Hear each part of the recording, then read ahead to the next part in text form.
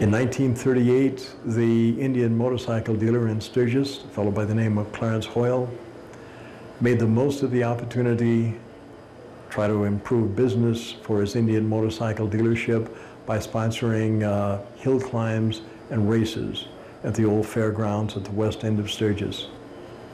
That was, in fact, 1938, the beginning of what is known now as the Sturgis Motorcycle Rally. That brings in somewhere close to 600,000 people